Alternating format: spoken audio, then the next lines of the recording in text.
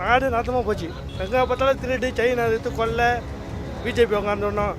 காங்கிரஸ் உட்காந்தடா ஒரு தமிழ்நாடு தலையெல்லாம் மாறும். இல்லை எல்லாரும் நல்ல விதமாக தான் சொல்கிறாங்க, அதனால் வாய்ப்பு இருக்குது ஜெயிக்கிறது. மக்களுடைய மனதை புரிஞ்சுக்கிட்டவர். அவர் நல்ல மனுஷன், ஜெயிக்கக்கூடிய வாய்ப்புகள் இருக்குதுங்க. வாய்ப்பு இருக்குன்னு அவர் நல்ல மனுஷன், அவர் வந்து வரணும்.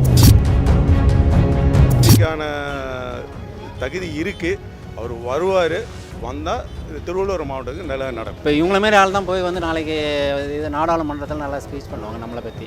அப்படிங்கும்போது அவர் தான் வரணும். அவர் மக்கள் நலனை வந்து தான் முன் வைக்கிறார். எந்த பேச்சாக இருந்தாலும் மக்கள் நலனை தான் முன் வைக்கிறார்.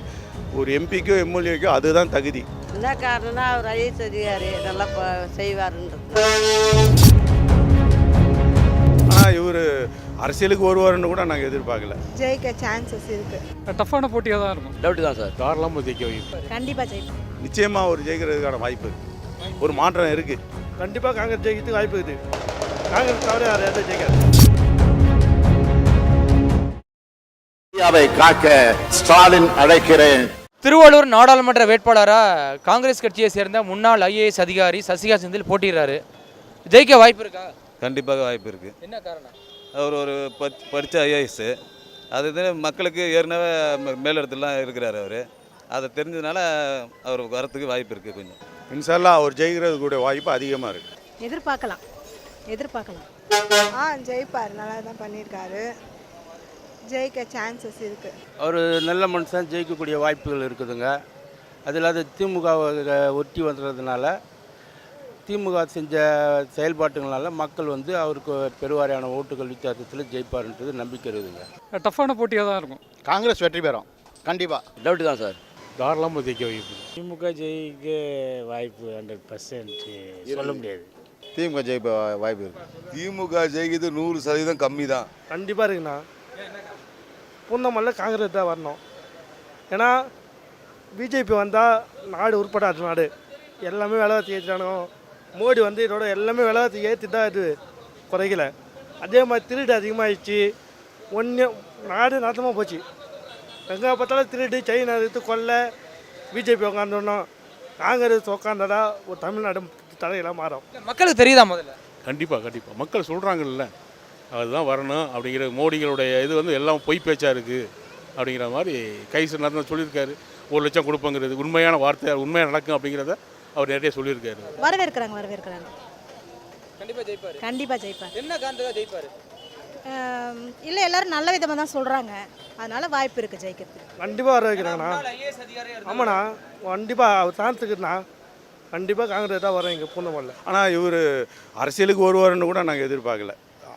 காங்கிரஸ் சார்பாக அவர் வந்து பேட்டி கொடுப்பாரு, மக்கள் பிரச்சனைகளை வந்து பேசி அலசுவார்.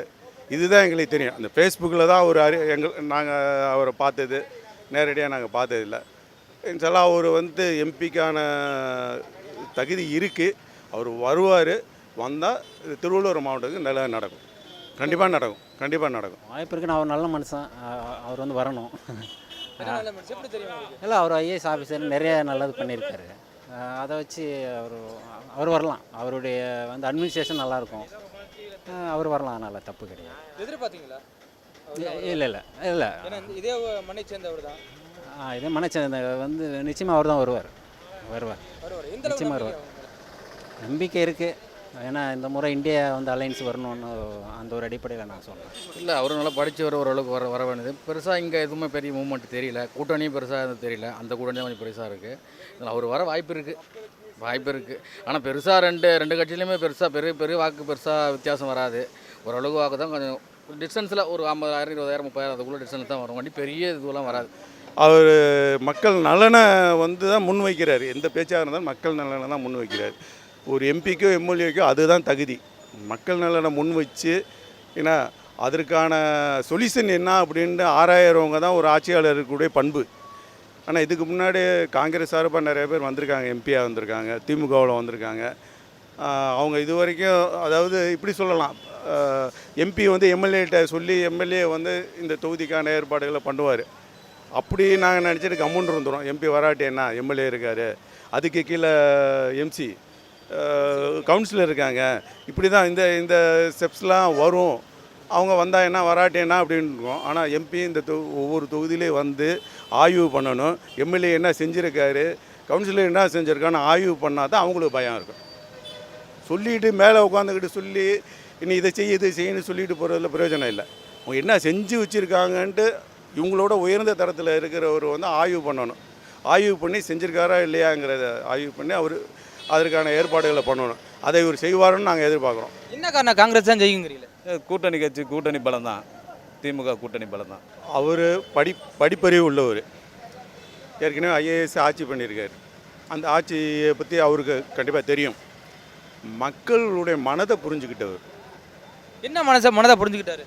அதாவது சமீபமாக அவருடைய இந்த ஃபேஸ்புக்கில் வலைத்தளங்களில் வர்ற அவருடைய பேட்டி, அவர் மக்களை பற்றி உள்ள புரிதல், ஆட்சியாளர்களை பற்றி உள்ள புரிதல், இதெல்லாம் அவரோட வெளிப்படையான பேச்சு.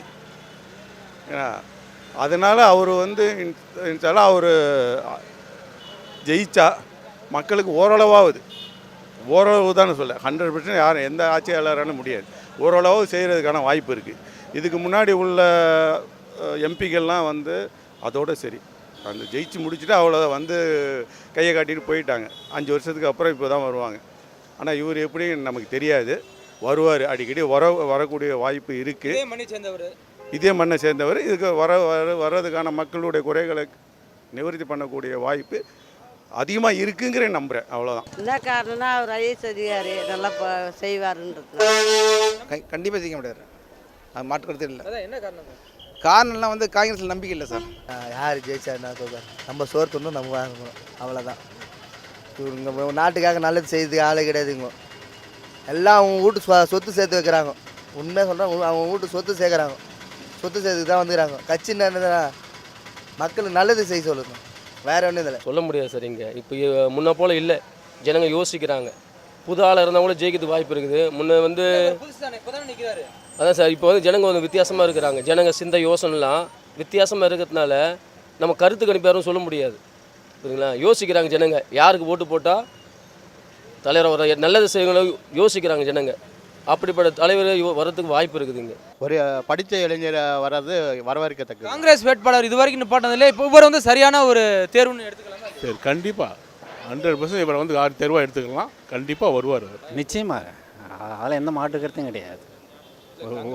ஒரு ஐஏஎஸ் ஆஃபீஸரு, அவர் ஆல்ரெடி நிறையா இது பண்ணியிருக்காரு. அப்படின்னும்போது ஒரு வந்து நல்ல கேண்டிடேட் தான் போட்டிருக்காங்க. நல்ல கேண்டிடேட், அதில் எந்த மாற்று கருத்தும் கிடையாது. இதுவரையும் இருந்த கேண்டிடேட்டோட இவர் எப்படி? இவர் வந்து நல்ல கேண்டிடேட் தான், நிச்சயமாக வரணும். அதுதான் என்னுடைய ஆசை. ஏன்னா வந்து இப்போ இவங்கள மாரி ஆள் தான் போய் வந்து நாளைக்கு இது நாடாளுமன்றத்தில் நல்லா ஸ்பீச் பண்ணுவாங்க நம்மளை பற்றி. அப்படிங்கும்போது அவர் தான் வரணும். அப்புறம் செல்வ பெருந்தகையும் வந்திருக்காரு. அதனால் அவரும் ஒரு நல்ல மனுஷன் தான். அதனால் ஒரு நல்ல விஷயம். அவர் ஆப்போசிட் பிஜேபி சைட்லேருந்து நிற்கிறவரும் அவரும் ஒரு காம்பிட்டண்ட் பர்சன் தான், என்னோட ஒப்பீனியன் அது. அதனால் கண்டிப்பாக ஒரு டஃப்பான போட்டியாக தான் இருக்கும். நிச்சயமாக ஒரு ஜெயிக்கிறதுக்கான வாய்ப்பு இருக்குது.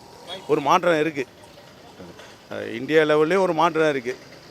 நான் ஏற்கனவே இந்த திருவள்ளூர் தொகுதி திமுக, ஏடிஎம்கே, காங்கிரஸ் 2 தடவை வந்திருக்கு. அதனால் காங்கிரஸ் தொகுதினால கண்டிப்பாக ஒரு ஜெயிக்கிறதுக்கான வாய்ப்பு இருக்குது. கண்டிப்பாக காங்கிரஸ் ஜெயிக்கிறதுக்கு வாய்ப்பு இருக்குது. காங்கிரஸ் தவிர யாரும் ஜெயிக்காது. Fees sir? மா, எதுக்கு வளையல் கழட்டுறீங்க? இல்லை மேடம், பிள்ளை சம்பளமே 15,000 தான். இதில் ஹாஸ்டல் ஃபீஸு எப்படி? மா, இங்க வாங்க. இது தோழி ஹாஸ்டல். நம்மள மாதிரி ஒர்க்கிங் விமனுக்காக நம்ம அரசால உருவாக்கப்பட்ட இடம். அப்போ ஃபீஸ் மேடம்? இது போதும். ரொம்ப நன்றி மேடம். தேங்க்ஸ் எனக்கு இல்லை. இந்தியாவை காக்க ஸ்டாலின் அழைக்கிறேன்.